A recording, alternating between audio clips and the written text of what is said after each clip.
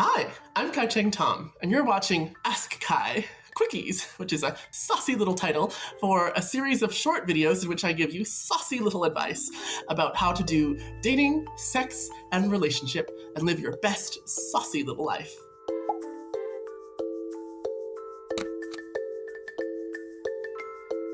Okay, lovely viewers, today's question comes from someone who says, I come from a deeply religious conservative family, and I can't seem to remove the shame from sex. How do I get past this so I can follow through on my desires?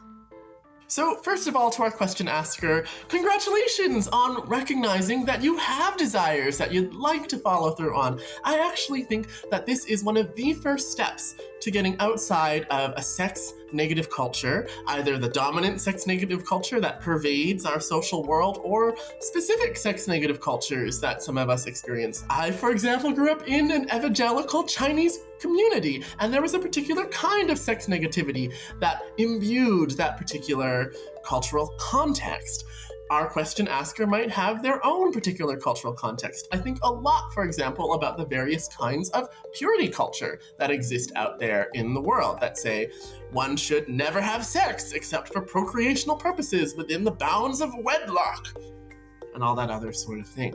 There are many kinds of sex negativity out there in the world. And so, of course, many of us are going to be infused with shame when it comes to thinking or talking about our sexualities, let alone actually doing our sexualities, enacting them out in the world with other people, or maybe even with ourselves. Masturbation, dating, hookups, even deep romance is often really shamed in the context of sex-negative culture.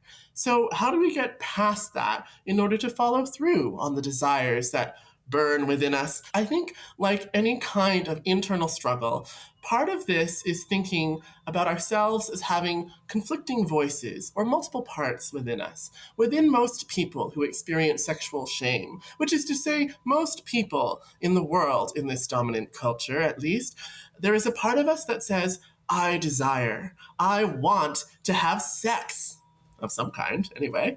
And then there's another part of us that says, that's wrong, that's bad, I'm dirty, I shouldn't want this. So there is the part that does the shaming, and there is the part that feels the shame. And it's the most natural thing in the world for a lot of us who step out of, at least partially, a sex-negative culture into one that is at least nominally more sex-positive, like certain queer communities, and then to be told and to tell ourselves, well, it's bad to be sex negative. I should power through this and fulfill my desires. So it's like there's this third voice that's like, don't be sex negative. And so then there's these three parts of ourselves that are all in conflict with one another, right? It's this sort of tug of war. And this is really hard because what's happening is we're creating more conflict inside of ourselves. And then we feel sometimes shame about our shame. Like, oh, I'm ashamed that I want to have sex. I'm ashamed that I'm ashamed about wanting to have sex. I should be more sex positive. I should be a sexual goddess or god or goddess. I should be free. I should triumph over dominant patriarchal sex negative culture. And so we get caught in this loop. I don't know if anyone out there identifies with this, but I'm just telling you what's happening inside me. And so, what happens when we have those conflicting voices can sometimes make it even more difficult to get to the actual fun part, which is having sex that we enjoy. And so what I might suggest is, what I always suggest, you're really not going to get an Ask Kai video without this, is to start with compassion. And what that looks like in this particular context is to look at the original two voices. I desire, I want sex. Sex is bad, sex is dirty. And to first listen to the voice that says, I want to have sex. Like, okay, what kind of sex? What would it be like if we could have that sex without shame? Let's just fantasize about that. What do I really want? Let's make a list of things that I want. Is that hot and sexy just to think about? And then just notice, when does the shame voice kick in? Like, that's bad, that's wrong, that's dirty. That's what my sex negative voice sounds like. And so then we take that voice, and instead of being like, no, get out of me, sex negativity, we might say, hello, sex negative voice. Where do you come from? What is it that you're worried about? What do you sound like? Who do you remind me of, right? We're doing a little self-therapy here. Get real therapy if you really need real therapy. But sometimes self-therapy is good enough. We talk to the sex negative voice inside ourselves. Like, what is it really concerned about? And what we will find out about our sex negative voice is our shaming internal voices. Often, if we slow down to speak with them, is that they are trying to save us from something. Those shaming voices inside ourselves that can be so critical and so painful are often trying to protect us from being punished.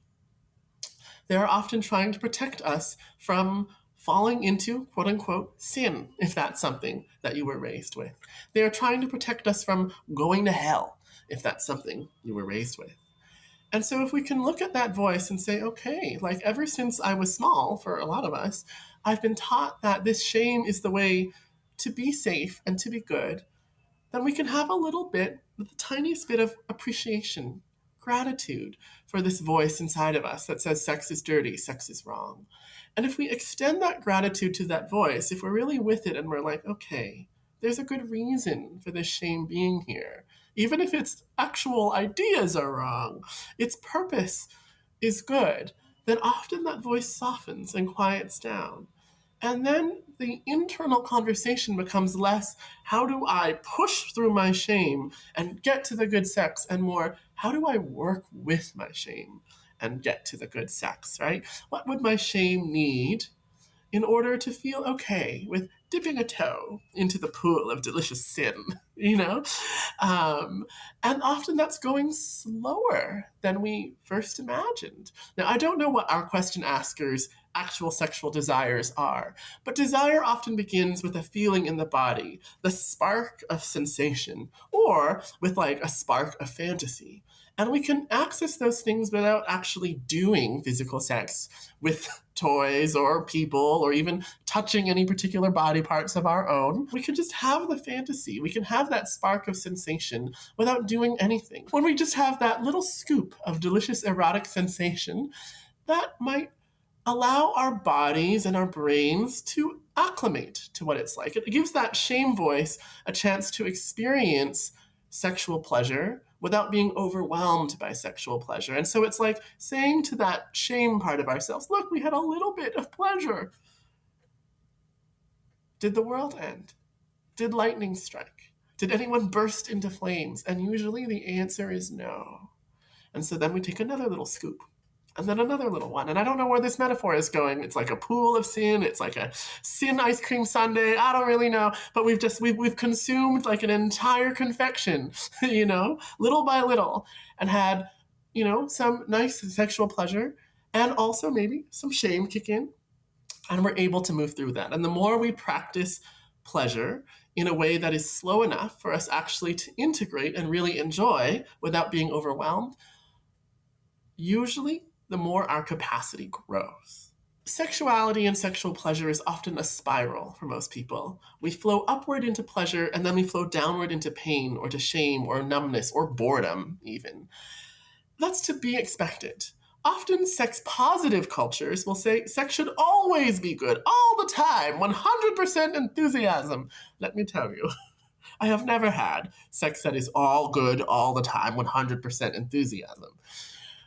90%, yes, but also 60%, yes. We want to have enough pleasure. We want to be in the zone of consent, which means that we are enjoying it somewhat or that we are willing, but we don't have to be having amazing sex all the time. We should expect that our shame will kick in, that our grief will kick in, that our boredom or our numbness will kick in at some point.